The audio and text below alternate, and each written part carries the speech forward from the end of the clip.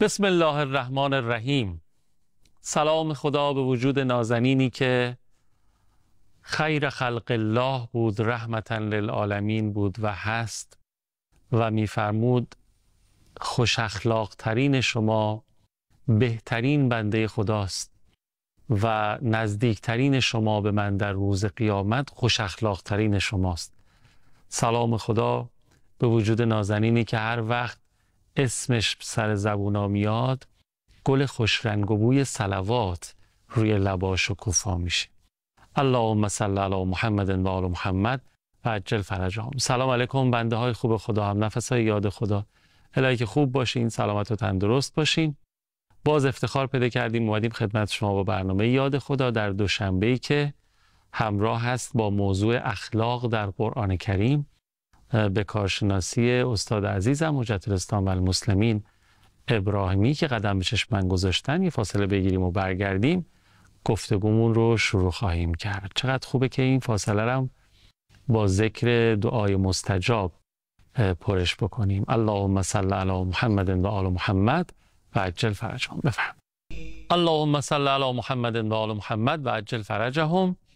با اجازه شما سلام و خیر مقدم عرض می‌کنم خدمت آقای ابراهیمی. آقا سلام، خیلی خوش آمدید، خوشحالم هستم. سلام علیکم خدمت شما و همه بینندگان عزیز، در خدمت شما هستم. زنده باشید، محبت دارید. ما در خدمت شماییم و خوشحالیم از این بابت.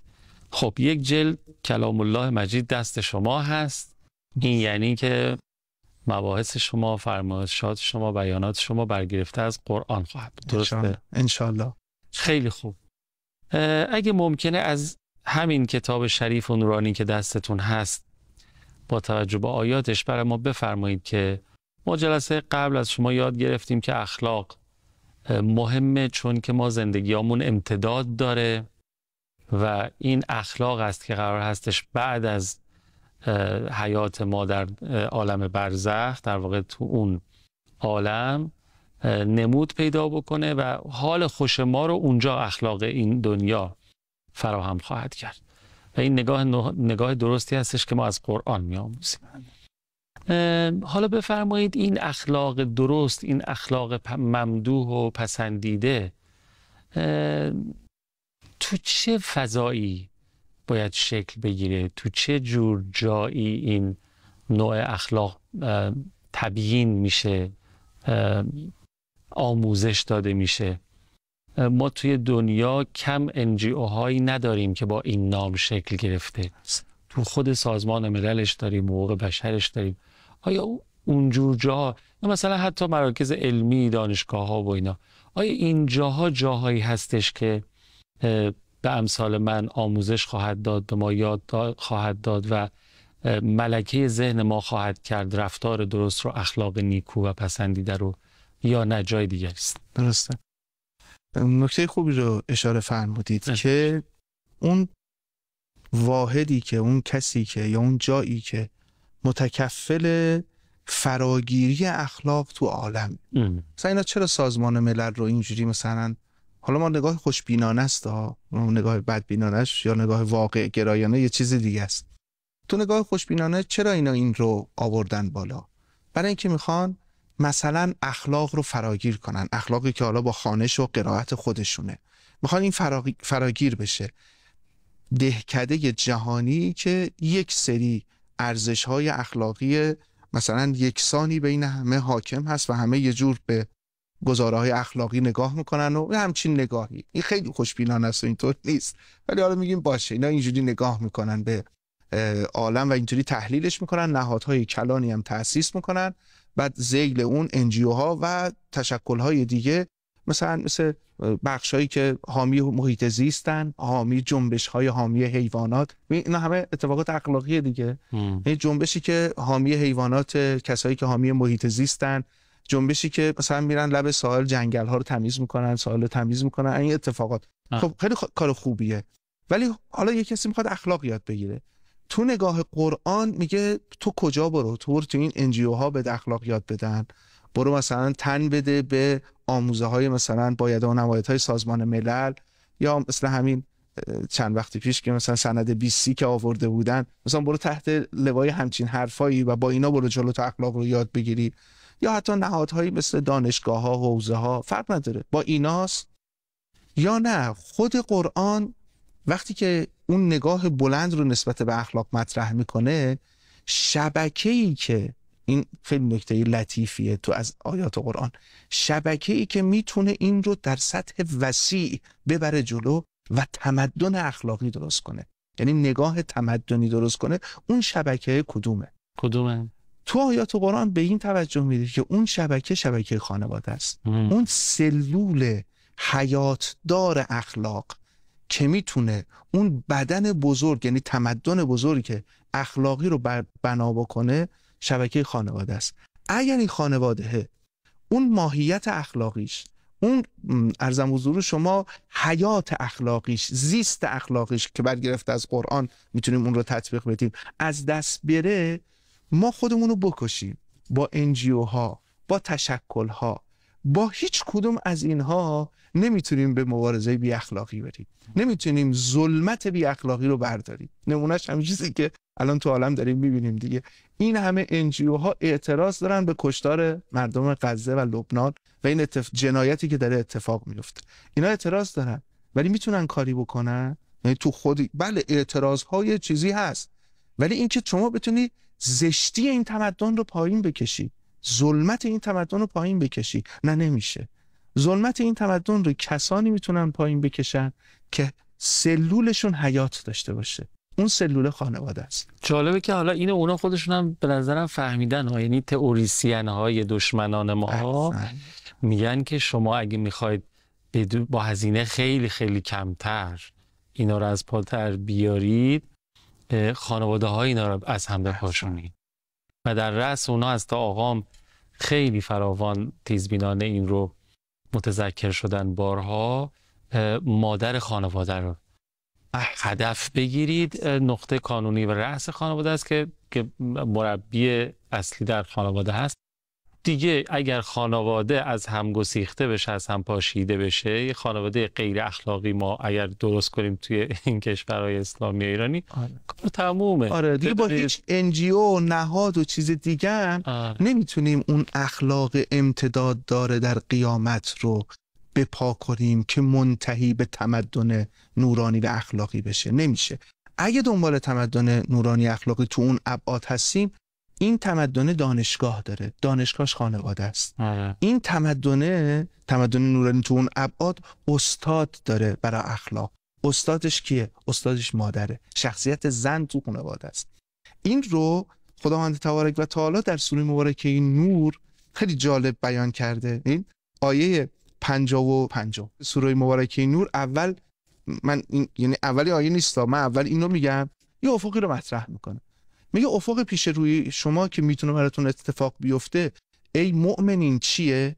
وعد الله الذین آمنوا منکم و عملوا الصالحات لیستخلفنهم فی الارض. خدا به کسانی که ایمان آوردن و عمل صالح انجام دادن وعده خلافت الهی در ارض داده. فی الارض مطلق میاره. مطلق یعنی چی؟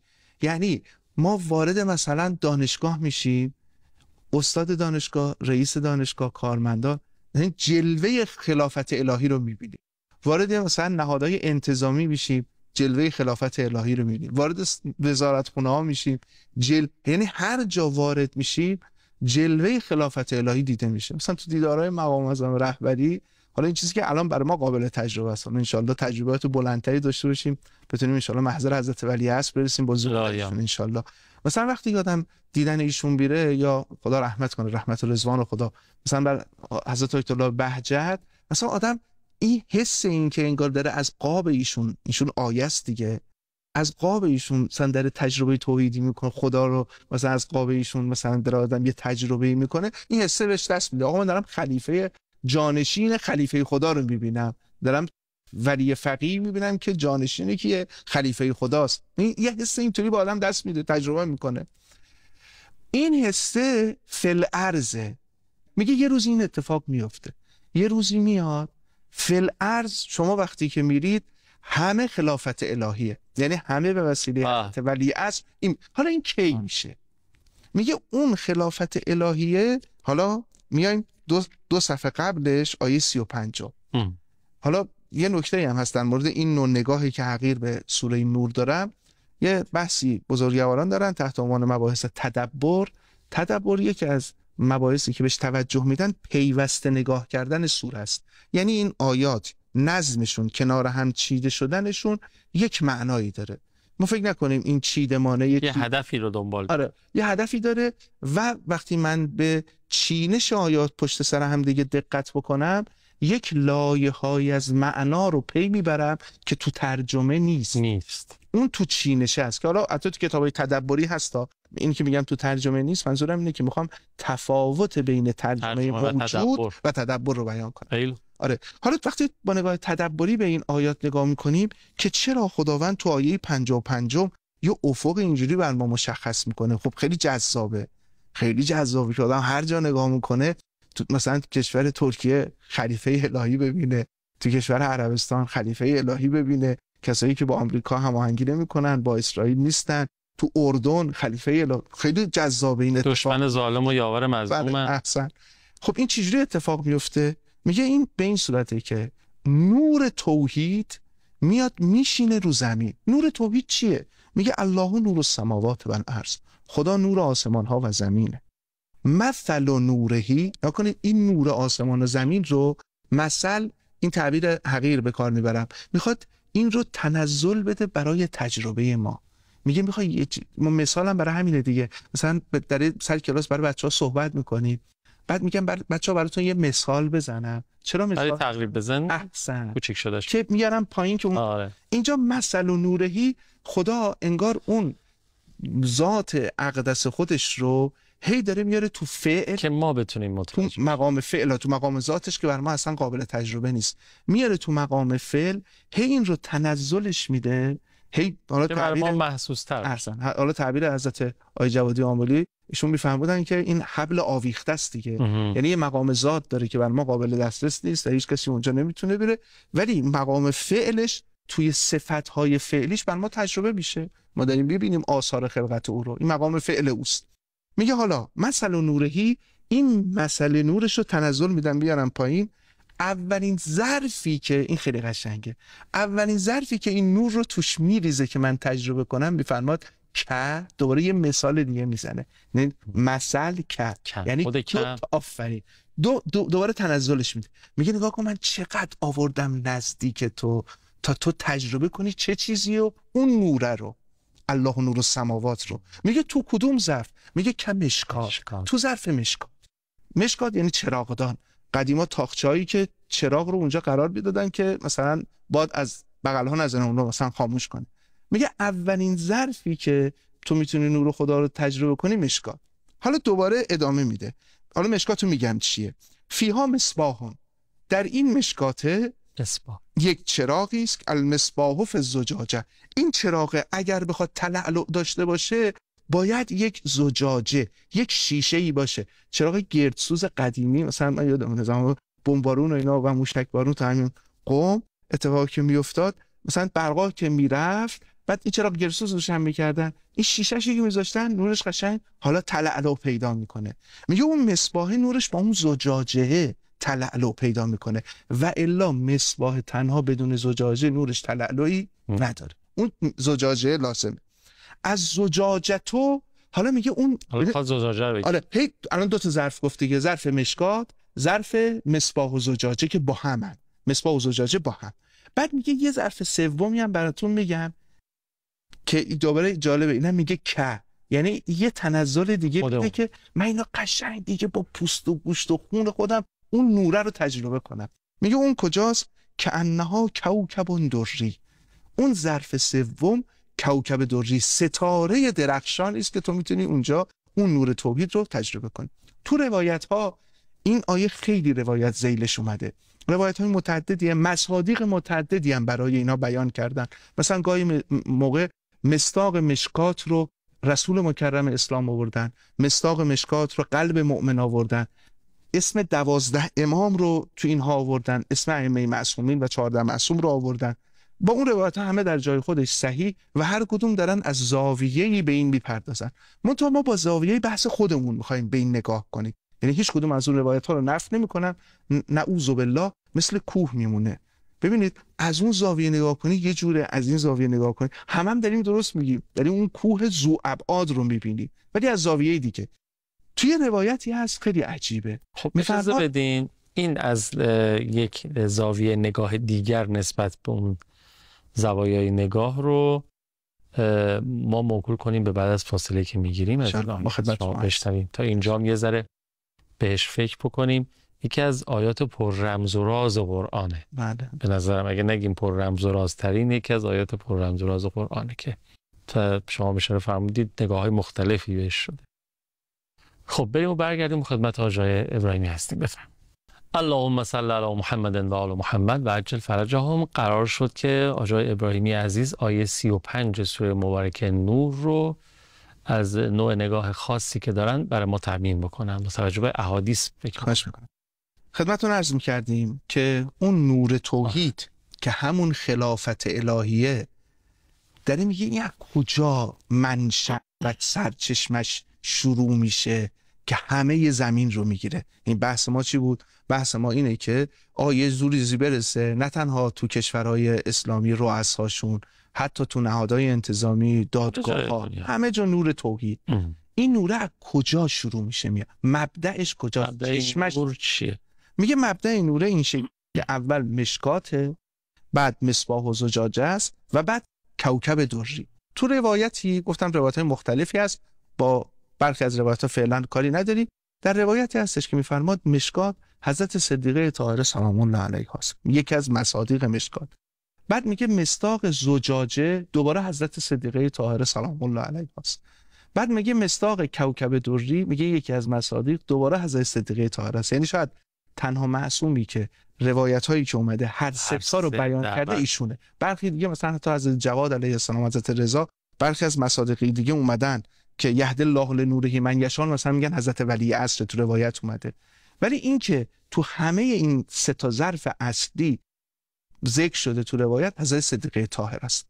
خب حضرت صدیقه طاهره بالاخره کدومشه؟ مشکات، زجاجه است یا کوکب دریه که از نور او باید همه عالم پر بشه؟ احسن. این کدومشه؟ بالاخره کدوم یکی ایناست؟ میگه هر سه تاش. میگه یعنی چی هر سه تا؟ میگه مشکات مقام دختری ایشونه، مقام دختری ایشون نسبت به پیغمبر که نور توحید، نور رسالت رو از پیغمبر اخذ کرد. مقام زجاجه مقام همسری ایشون نسبت به امیرالمؤمنینه. زجاجه مصباح دیگه، مصباح امیرالمؤمنینه که نور ولایت رو از امیرالمؤمنین اخذ کرده. پس نور رسالت با مقام دختری اخذ شده، نور ولایت با مقام همسری و کوکب دری مقام مادری ایشونه که نور امامت رو خودش تولید کرده. یعنی نور امامت از ایشون ساطع میشه که نورون علی نور. حالا این کوکب دریه که نورون علی نور. این روایته یه مرتبه شأن نزول هست برای مقام حضرت صدیقه طاهره.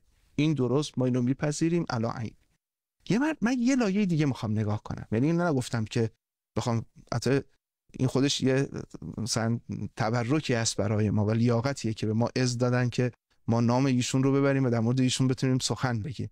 ولی من میخوام اینجا یه لایه دیگه رو بهش بپردازم. بگم اون چیزی که تو این آیه قابل توجهه برای ماها تو این دوران، خب یه حضرت صدیقه هست اینجوری، خب بله ما ایمان بهش داریم و بهش عشق می‌ورزیم ان شاء الله، لیاقتشو داشته باشیم.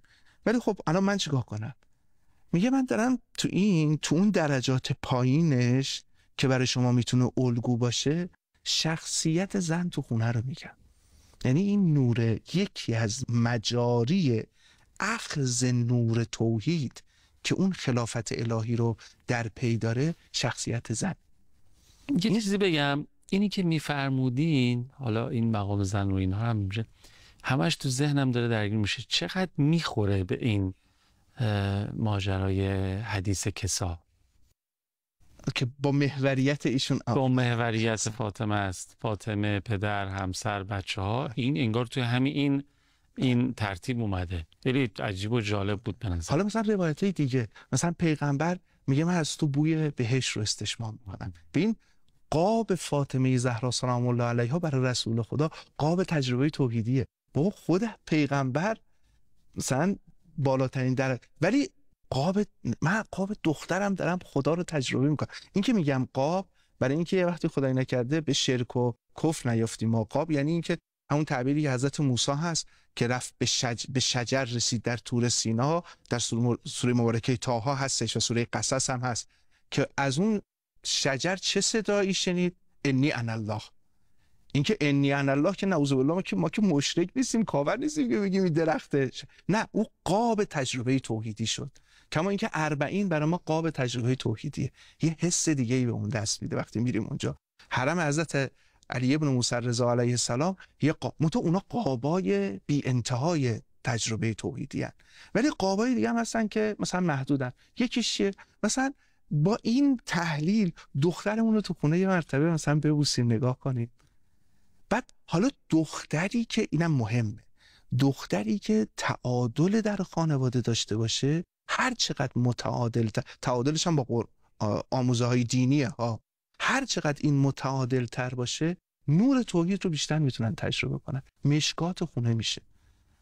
حالا اون احادیثی که در مورد دختر هست، کسی که دختر داره رحمت خدا هست فلان اینا، مثلا همه اینا رو با این نگاه سوره مبارکه نور تحلیل کنیم که آقا شما اگر میخواید جامعتون توحیدی بشه، مردم باید توحید رو بتونن تجربه کنن.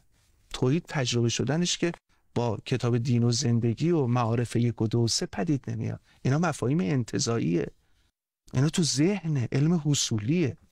من باید بتونم حضوراً تجربه کنم.